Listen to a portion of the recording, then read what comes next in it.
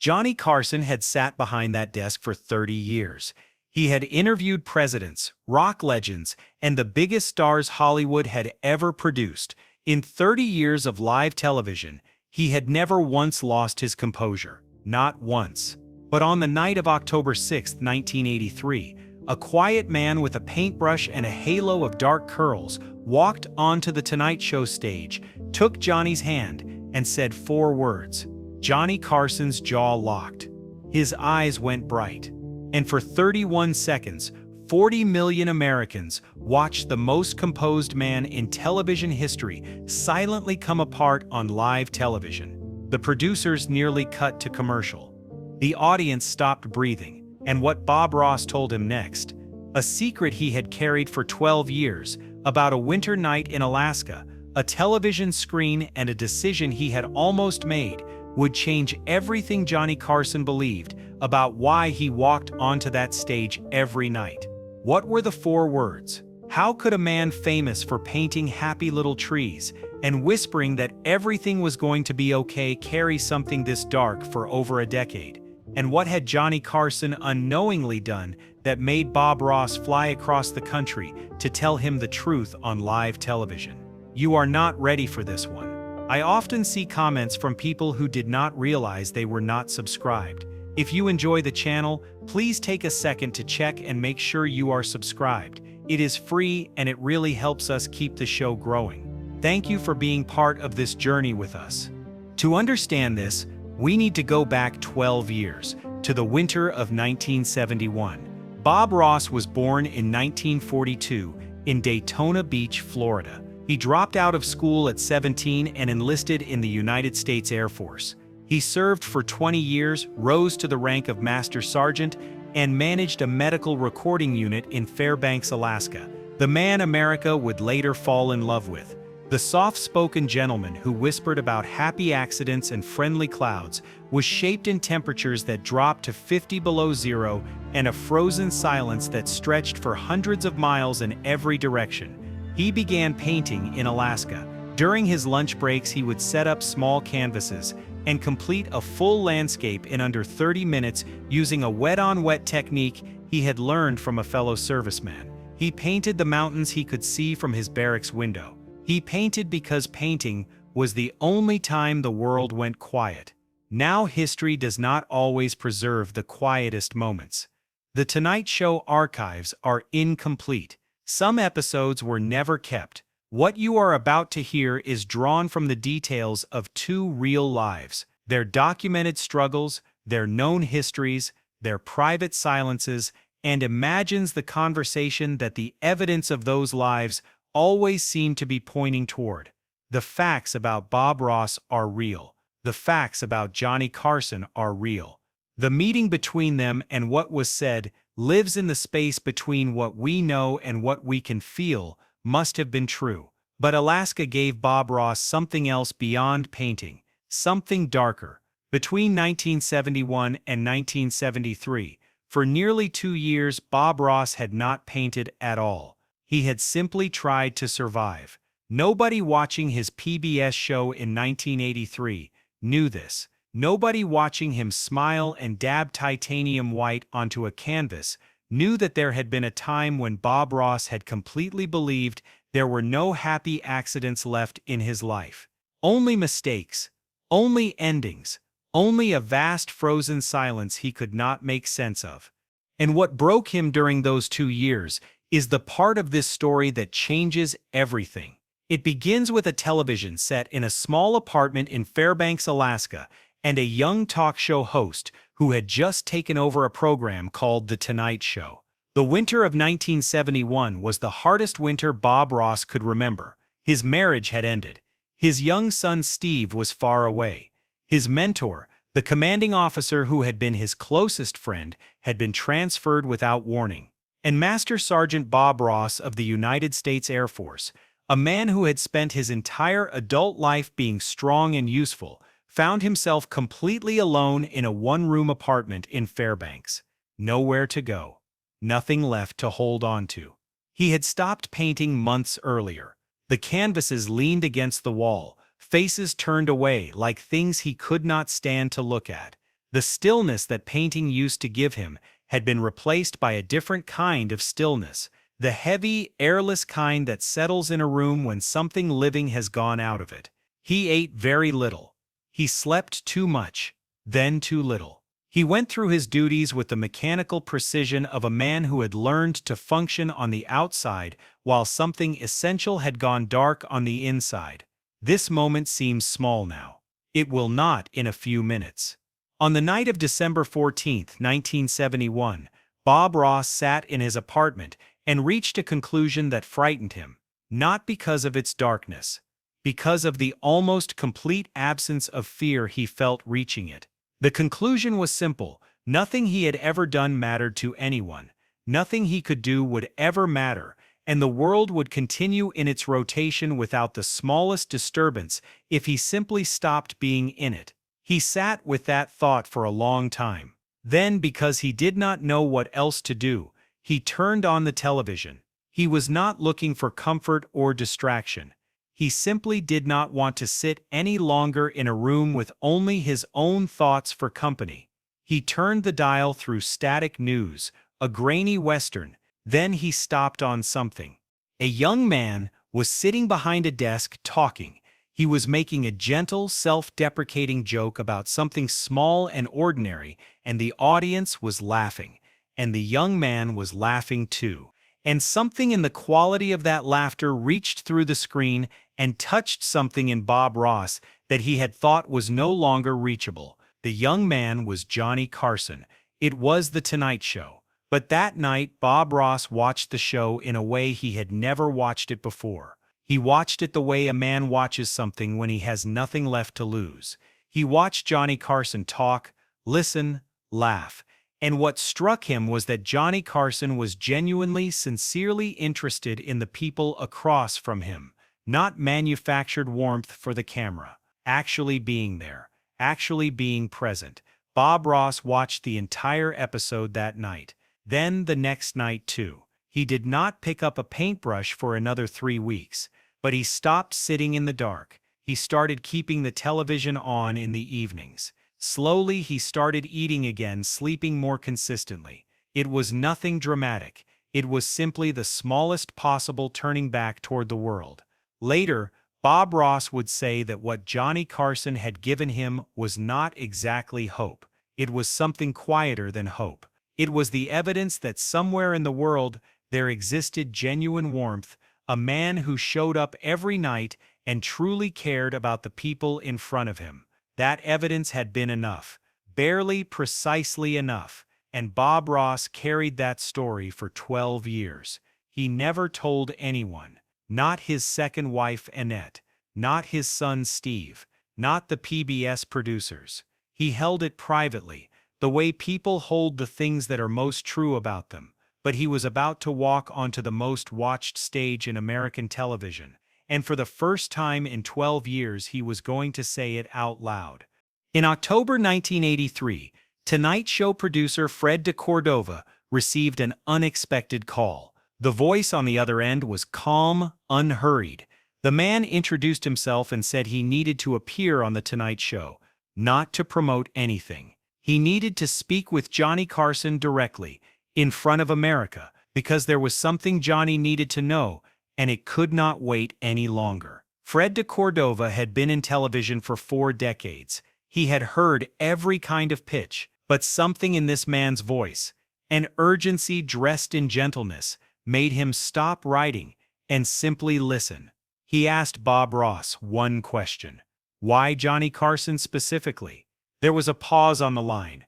Then Bob Ross said something that made Fred set down his coffee and reach for a notepad. Because Johnny Carson once saved my life without knowing it, and he deserves to know, he said. Fred de Cordova booked the segment that afternoon. But what he did not do, the decision he would later say he regretted most, was tell Johnny what was coming. And on the night of October 6, 1983, when Bob Ross walked through those studio doors and finally said it out loud, the entire room went silent. Stay with me. Because what comes next is the part that breaks you. Johnny Carson arrived at NBC Studios that evening in a good mood. The monologue was sharp, On the guest list he noticed an unfamiliar name in the second segment, Bob Ross. The description his producer had written, painter PBS. Johnny nodded and moved on. He was good at cold conversations. He was better than almost anyone alive at meeting a stranger and finding the thread within the first 30 seconds. What he did not know was that the stranger scheduled for the second segment had come to say 4 words. And those 4 words would unmake the most composed man in television history in front of 40 million people. In the green room, Bob Ross sat alone. He had declined the refreshments. His hands were folded in his lap, waiting quietly. The stagehand who checked on him before his segment would later say he looked less like a man waiting to go on television and more like a man who had made a decision and was sitting with the piece of it. At 10:22 p.m., Ed McMahon's voice filled the studio. Bob Ross walked out from behind the curtain the way he did everything. Unhurried, steady. Johnny stood, extended his hand. "Bob, welcome." Bob Ross took Johnny's hand, and instead of letting go, held it a moment longer than expected. He looked at Johnny with an expression that was not a performance expression, something direct, unhurried, and completely real. And then he said it. 4 words. "Johnny, you saved me." The audience thought it was a setup for a joke, but Johnny Carson was not pivoting. Standing at the edge of his desk, his face had gone through 3 different expressions in 5 seconds: professional warmth, confusion, and then something rarer than either, a sudden disorienting blankness. The expression of a man who has just been told something that does not fit any category he has ready. The director in the booth would later say that 31 seconds passed before anyone spoke again. 31 seconds on live television is an eternity. The kind of silence that makes producers reach for the commercial break button with trembling hands. Nobody cut to commercial. Johnny sat down slowly. The famous Carson hands, the ones that had held 10,000 cards over 30 years, were very still in his lap. "Tell me what you mean," Johnny said quietly. Bob Ross began to speak. He did not dramatize. He did not perform. He spoke the way he spoke on his painting show, with the gentleness of a man who had made peace with every word before he said it. He described the winter of 1971, the apartment in Fairbanks, the conclusion he had reached about his own life, frightening not for its darkness, but for its absence of fear. 300 people in the studio held their breath. "I watched you talk to people," Bob Ross said, "the way I always hoped people could talk to each other, like they mattered. Like what they had to say was the most interesting thing in the world. I had forgotten that people could do that. For the next few weeks, I watched your show every night," he continued. "And slowly, nothing dramatic, I started coming back. Not because of anything specific you said. Just because you were there, because you showed up every night, and you were kind to people, and you made me believe there was still something worth being curious about." He paused. "I picked up a paintbrush again in January 1972. I have not put it down since." Johnny Carson put his face in his hands. His shoulders shook slightly. Just once. Ed McMahon, who had been sitting to his right for over a decade, would later describe it as the single most honest thing he had ever seen Johnny do on camera. When he looked up, his eyes were wet. "Bob," he said, and his voice was not the smooth, professional voice of the king of late night. It was something older, quieter, more unguarded. "I have to tell you something I have never said publicly." "The winter of 1971, Johnny said slowly. "I remember that winter. I took over this show in 1962. By 1971, I had been doing it for 9 years. 9 years of showing up and being funny and never showing anything that was not polished. My second marriage had ended the year before. I was in the middle of a very private, very thorough falling apart. But inside, I had started to wonder whether anything I was doing meant anything at all. There were nights when I would finish the show, 40 million people watching, the audience applauding, everything exactly right, and I would go to my dressing room and sit in the dark and feel absolutely nothing. Not sad, not happy, just empty. I never told anyone that because I was Johnny Carson, he said. Johnny Carson does not go dark. Johnny Carson is the warm light in your living room at 11:30. But I was not always managing. He looked directly at Bob Ross. What kept me going was very simple. The letters. He reached into his jacket pocket and produced a folded piece of paper, worn at the creases, the kind of paper that has been folded and unfolded many times over many years. I have kept this since 1972, he said. There was no name on the letter. He explained that he had received it in February 1972, in an envelope with an Alaskan postmark, no return address. He did not read the entire letter aloud, but he read one paragraph slowly, with the care of a person handling something that had not lost its weight in 11 years. The letter said in part that the writer had been going through a very bad time, that watching The Tonight Show had reminded him that the world still contained genuine warmth, that he was going to try to pick up his brushes again, and that he wanted whoever was on the other end of the television to know that what they were doing mattered even when they could not see it, mattering. The letter was not signed with a name. It was signed simply, "A Painter in Alaska." The silence in the studio was absolute. Bob Ross's hands had come apart in his lap. His face was open and still. The way faces get when something has just become true that was not true a moment before. "I kept this letter," Johnny said, his voice barely above a whisper, "because on the nights when I sat in the dark dressing room and wondered whether any of it meant anything, I would take it out and read it, and it reminded me that showing up mattered, even when I could not see it." He looked at Bob Ross. "I never knew who wrote this." Bob Ross nodded very slowly. "You do now," he said. Johnny Carson stood up from behind his desk. He walked around the desk he had sat behind for 21 years, crossed to where Bob Ross was sitting, and did not extend his hand. He put both arms around the man's shoulders and held on. It was not a television embrace. It lasted for what the director later timed at 11 seconds. Nobody cut to commercial. Nobody spoke. The orchestra did not play. 300 people sat with tears running down their faces and did not make a sound because some moments have a quality that makes noise feel like a violation. When Johnny stepped back, he did not wipe his eyes. 12 years, he said. You carried that for 12 years. So did you, Bob Ross said. Johnny laughed, a short, involuntary sound, surprised out of him. Yes, he said. So did I. After the cameras stopped rolling, Johnny walked Bob Ross to the green room himself. They sat together for another 30 minutes. Nobody heard what was said. The last stagehand to leave the studio that night said that when he passed the door, the two of them were sitting quietly, side by side, saying nothing. He returned to his chair. The cameras were still rolling. But what Bob Ross said in the final minutes, the thing he had specifically come to say, is the part that no one who heard it has ever fully recovered from. Johnny Carson asked Bob Ross a question. What do you say to people when they are struggling? What do you actually say?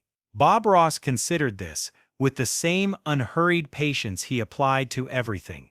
I do not say very much, he said. I paint. When I paint on the show, I make mistakes. Everyone can see me make mistakes. I put a tree in the wrong place. A mountain turns out lopsided. And I do not stop and say this is ruined. I look at the mistake, and I find what it can become. I say it is a happy accident. People think that is a joke. It is not. You mean it literally? Johnny said. Completely, Bob said. The things that go wrong in a painting and in a life are not dead ends. They are just new directions.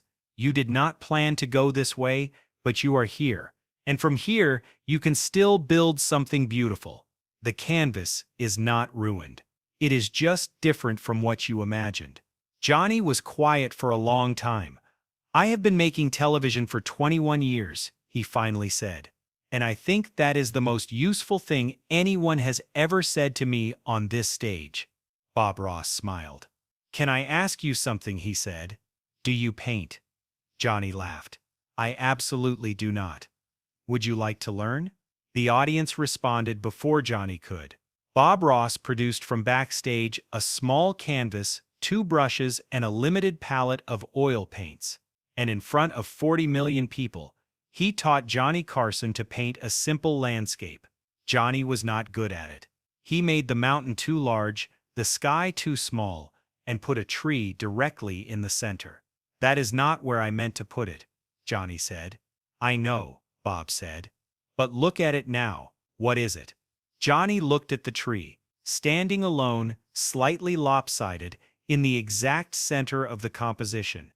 "It looks like something that decided to be there," Johnny said slowly. "Like it was always going to be there." "Yes," Bob Ross said. The NBC switchboard received over 22,000 calls before midnight, not complaints. People calling to say they had been watching with their families and their children had asked why everyone was crying. Mental health organizations reported a measurable increase in calls the following week. People who said they had been struggling and had watched the segment and felt for the first time in a long time that their experience was not something to be ashamed of. Bob Ross continued hosting The Joy of Painting until 1994. He died in July 1995, at the age of 52. He never appeared on The Tonight Show again, but Johnny Carson sent him a letter every year on October 6th. The letters were always short. Each one contained a reference to happy accidents. Bob's son Steve confirmed after his father's death that Bob kept every one of those letters in a wooden box in his studio. The same studio where, on his painting show, he had told generations of viewers that there were no mistakes, only happy accidents, only new directions, only the beautiful and surprising thing that the canvas becomes when you stop mourning what you meant to paint and start seeing what you actually have. Johnny Carson died in 2005. In his home in Malibu, they found the painting he had made that night: the lopsided mountain, the too large tree, the slightly uneven sky. On the back of the canvas, written in Carson's handwriting, were 4 words: a private response never meant to be public, to the 4 words Bob Ross had said on that October evening. 4 words: "You saved me too." If this story moved something in you, subscribe right now. Every episode we tell the stories of the moments when famous people turned out to be human, the moments television cameras caught something true. There are more stories like this one. Drop a comment below. Tell me where in the world you are watching from. Tell me the name of someone who showed up for you once without knowing how much it mattered. And if you know someone sitting in the dark right now, someone who needs the evidence that warmth still exists in the world, share this video with them tonight. You never know whose window you are lighting up.